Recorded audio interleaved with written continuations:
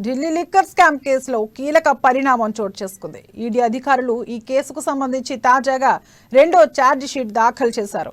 ఈ charge sheet లో 17 మంది నిందితులపై ఈడీ అభియోగాలు మోపింది. ఈడీ రెండవ ఛార్జ్ షీట్ లో కీలక వ్యక్తుల పేర్లను ప్రస్తావించినట్లు తెలుస్తోంది.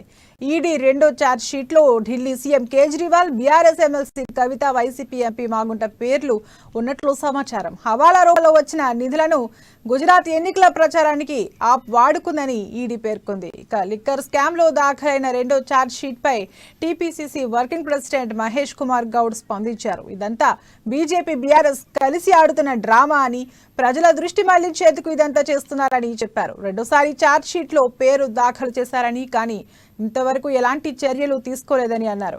లిక్కర్ స్కామ్ కు సంబంధించిన అన్ని విషయాలను ప్రజలకు చెప్పాలన్నారు. ప్రజలను మభ్యపెట్టే ప్రయత్నాలను ఆపేయాలని, బీజేపీ బీఆర్ఎస్ ఒకటే అని ప్రజలకు తెలుసని చెప్పారు.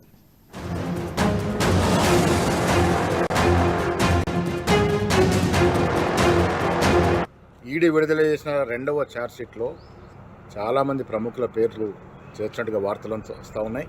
దీంట్లో కవిత పేరు కూడా చేర్చినట్టు వార్తలు వస్తూ ఉన్నాయి. మేము మొదటి నుంచి కూడా అడుగుతా ఉన్నాం కాంగ్రెస్ పార్టీ తరఫున, లిక్కర్ స్కామ్లో జరిగినటువంటి వాస్తవాలు ఏమిటి, ప్రభుత్వాలకు జరిగినటువంటి నష్టం ఏమిటి, ఇవేవి తేల్చకుండానే ఈ కేసుకంతా కూడా హైప్ ఇస్తూ ఉన్నారు. కవిత గారికి నోటీసులు ఇవ్వడము, కవిత గారి ఇంటికి వెళ్ళి సోదాలు చేయడము, ఇంటరాగేషన్ చేయడం, వారి నుంచి సమాచారం రాబట్టడము, మళ్ళీ రెండవసారి ఛార్జ్షీట్లో పెట్టడం, ఈ హైప్ ఇస్తూ బీఆర్ఎస్ టీఆర్ఎస్ పాటు బీజేపీకి ఎలాంటి సంబంధం లేదని చెప్పే ప్రయత్నం చేస్తూ ఉన్నారు. మాకు ఇప్పటికి కూడా తీవ్రమైన అనుమానం ఉంది. ఇదంతా కూడా ప్రజల యొక్క దృష్టిని మళ్లించడానికి చేస్తూ ఉన్నారు. బీఆర్ఎస్ బీజేపీ వేరు కాదు.